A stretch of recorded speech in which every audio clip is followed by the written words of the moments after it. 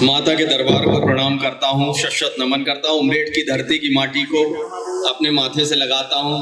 हाँ भैया, फोटो ले लो ले लो। नहीं, बात कुछ नहीं है, वो घर जाके बताना भी पड़ता है कि कवि सम्मेलन में गए थे, और कोई बात नहीं है। सर्टिफिकेट देना बहुत जरूरी है, और वैसे भी कोरोना के टाइम पे बहुत दिनों से घर से बाहर नहीं निकले। आप सभी को बहुत बहुत नमस्कार करता हूँ भैया। वो जो वहाँ उछल रहे हैं, यहाँ वहाँ उछल कूद मचा रहे हैं, पेट्रोल के भाव की तरह उछल रहे हैं, मैं यही कहूँगा कि बढ़िया बैठ जाएं। और मैं तो ये कहता हूँ सफर भैया, दादा, जिस दिन ना पेट्रोल के भाव नहीं बढ़े ना, तो ऐसा लगता है कि देश का विकास रुक गया। नहीं, पहले अच्छे से बजा लो। हाँ, ये सही है, प्रैक्टिस भी होना जरूरी है। अच्छा, तब मेरे को ना 4 पंक्तियां लिखनी पड़ती हैं, क्योंकि अपन ने पेट्रोल भराया, तो भराने के बाद अपने अंदर का कवि जाग गया। तो पेट्रोल पंप पर पेट्रोल भराने पहुंचे भाई साहब से पेट्रोल पंप वाले भैया ने पूछा। अच्छा, इतने ही में समझ में आ गई, धीरे से एक छोटी सी ताली निकल गई। आगे नहीं सुनाऊं क्या? पेट्रोल पंप पर पेट्रोल भराने पहुंचे भाई साहब से पेट्रोल पंप वाले भैया ने पूछा, भाई साहब कितने का पेट्रोल भराएंगे? भाई साहब बोले 10 रुपए का छिड़क दे, अब हम कार में आग लगाएंगे। 10 रुपए का छिड़क दे, अब हम कार में आग लगाएंगे। अच्छा, सफर भैया को मैं बहुत प्रणाम करता हूँ, उनके चरण स्पर्श करता हूँ, मेरे बड़े भाई हैं, बहुत स्नेह मिलता है, बहुत ही अच्छे व्यक्ति, वाणी से लेकर हृदय तक के बहुत अच्छे व्यक्ति। लेकिन भैया गजराज दास जी प्रणाम। नहीं, गजराज दास जी भैया, नाम आप बंदे का सुनो, आपने इनको कभी नहीं देखा, गजराज दास महंत, ऐसा लगता है कोई पहुंचा हुआ संत आने वाला है। जब बंदा स्टेज पर आता है ना, वो पीला चश्मा लगा के, कोट वोट पहन के, तो ऐसा लगता है भाई साहब बम्बई जा रहे थे धोखे से हीरो बनने, इधर कहाँ फंस गए। ये इस टाइप के खतरनाक प्राणी होते हैं, आप मजे लेना। ये देखो, बालक किसी ने छोड़ दिया है, अपनी वजह से किसी को घर में सुख मिल रहा है, अच्छी बात है, ऐसी कोई बात नहीं। नहीं, ठीक, कवि सम्मेलन कोरोना के टाइम पर कवियों को बहुत लोगों ने दुआएं दी, बोले ये कवियों की वजह से बहुत आनंद आता था, बच्चों को भेज देते थे, बढ़िया एकांतवास होता था कि नहीं? अरे भैया ऐसा नहीं यार, मतलब रिप्लाई आने चाहिए। तो मैं बता रहा था, अपने सफर भैया बहुत क्लियर कट आदमी है, हृदय के बहुत अच्छे हैं, लेकिन है बहुत क्लियर कट आदमी। पिछले दिनों की बात है, एक संत के पास पहुंचे, संत ने इनसे पूछ लिया, बोले, संत बोले इनसे, बोलो सफर, जीवन में क्या चाहिए? सफर भैया बोले, जी महाराज पैसे। संत बोले, पैसे को साइड में रखो सफर, अब ये बताओ जीवन में क्या चाहिए? सफर भैया बोले, महाराज कुछ नहीं, साइड में रखे हुए पैसे। इतना खतरनाक टाइप का मामला। अच्छा, जिसको मैं समझ गया हूँ, जिसको कविता समझ में आती है वो तालियां बजा सकता है, जिसको नहीं भी समझ में आए वो टेंशन लेने की उनको कोई जरूरत नहीं। सफर भैया ने सबके लिए सबका बहुत ध्यान रखा है, उनका भी इंतजाम किया है। जबलपुर से अर्चना अर्चन जी आई हैं, बहुत खूबसूरत लग रही हैं, आप उनको भी देख सकते हैं, बीच बीच में अपना जो है बिल्कुल समय गुजार सकते हैं। भैया सामने से देख रहे हैं। भैया मैंने देखने के लिए कहा है, घूरने के लिए नहीं, और कोई बात नहीं। बंदा मतलब बोले कवि सम्मेलन हो रहा था, मेरे को तो पता ही नहीं, ऐसा काम भी नहीं करो। दादा बैठे हैं, ओमपाल सिंह जी निडर, इनको बहुत प्रणाम करता हूँ, बहुत नमस्कार करता हूँ, बहुत नमस्कार करता हूँ। भूतपूर्व सांसद है, यानी मेंबर ऑफ पार्लियामेंट। पिछले दिनों की बात है, व्यंग्य देखना भैया, पिछले दिनों की बात है सफर भैया, मैं दिल्ली गया, पार्लियामेंट के आसपास एक बच्चा साइकिल चला रहा था, साइकिल चलाते चलाते उसने पार्लियामेंट के पास खड़ी कर दी। थोड़ी देर बाद एक हवलदार आया, ओ तरना समझ में नहीं आता, साइकिल यहाँ खड़ी कर दी, ओ उठा ले, देखता नहीं यहाँ से बड़े बड़े नेता मंत्री घूमते हैं, निकलते हैं, वीआईपी मूवमेंट होता है। बच्चे का जवाब देखना, बच्चा बोला, हवलदार जी आप ज्यादा चिंता मत करो, मैंने साइकिल में ताला लगा के रख दिया है।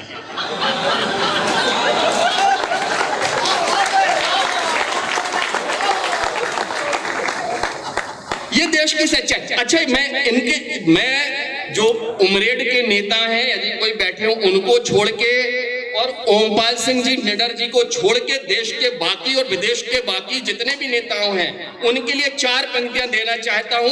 आखिरी श्रोता तक की तालियां आनी चाहिए। मुझे 4 पंक्तियां याद आती हैं कि चेहरा चेहरा चेहरा, चेहरा है हंसी फिर भी सितमगर सा लगे है। हुसैन साहब, चेहरा चेहरा है हंसी फिर भी सितमगर सा लगे है, वो चांद सा टुकड़ा मुझे पत्थर सा लगे है, और कपड़ों की सफेदी में सियासत का है जादू, अरे बंदर भी अगर पहने तो मिनिस्टर सा लगे है।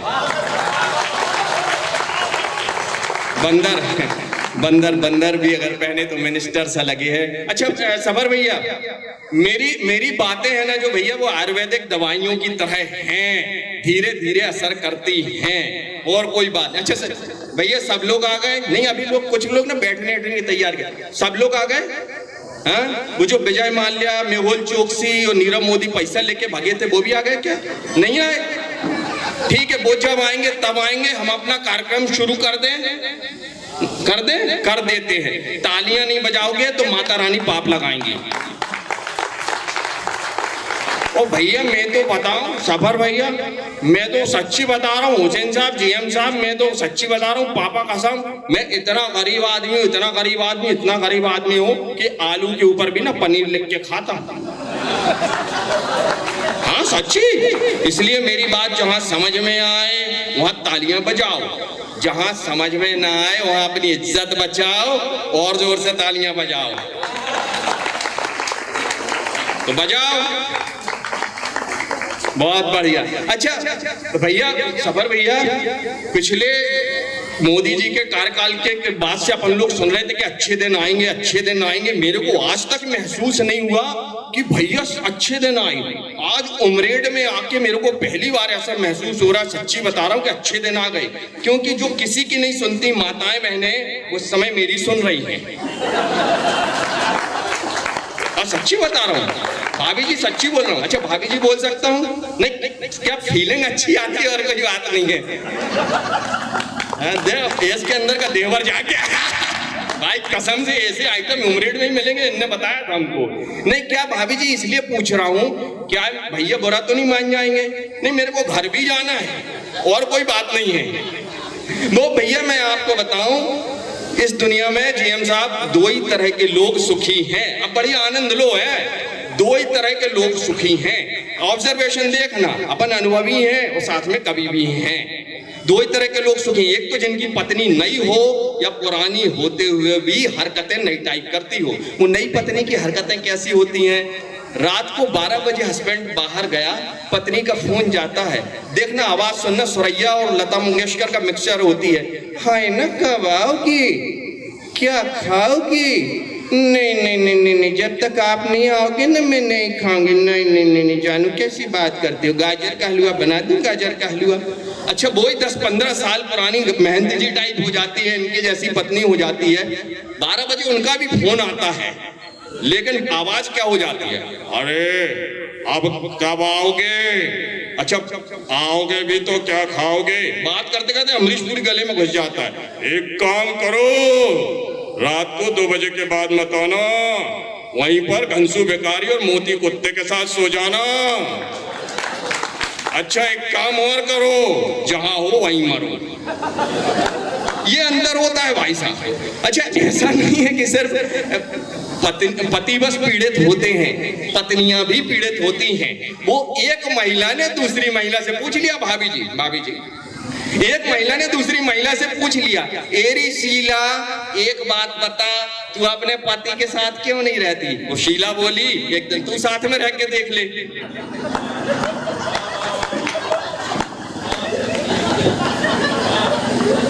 तो मैंने अपन देखो बराबरी का मामला है, ऐसा नहीं उधर का भी दर्द अपन बता देता। मुझे एक कविता आप तक पहुंचानी पड़ती है कि एक पत्नी ने अपने पति से कहा, कुछ दिल की बात सुनाओ, मैं आपको कैसी लगती हूँ ये तो बताओ। पति बोला, बात है सच्ची तो मुझे लगती है बहुत अच्छी। एक पत्नी ने अपने पति से कहा, कुछ दिल की बात सुनाओ, मैं आपको कैसी लगती हूँ ये तो बताओ। पति बोला, बात है बिल्कुल सच्ची तो मुझे लगती है बहुत अच्छी। पत्नी बोली, सच्ची लेकिन ये तो बताओ कितनी अच्छी।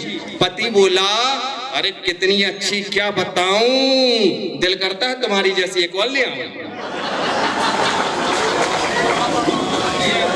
करता हूँ तुम्हारे जैसी एक और ले आऊं। भैया समय बहुत बदल गया है, समय बहुत बदल गया है सफर भैया, समय बहुत बदल गया है दादा। पहले जितनी उम्र में ना बच्चों के दूध के दांत टूट जाया करते थे, आजकल उतनी उम्र में बच्चों के दिल टूट जाया करते हैं। घर में चेक कर लेना, सच्ची बता रहा हूं। और इस देश की 4 बड़ी समस्याएं हैं, गरीबी, बेरोजगारी, महंगाई और इस देश के युवाओं को हड़पते होता सच्चा प्यार।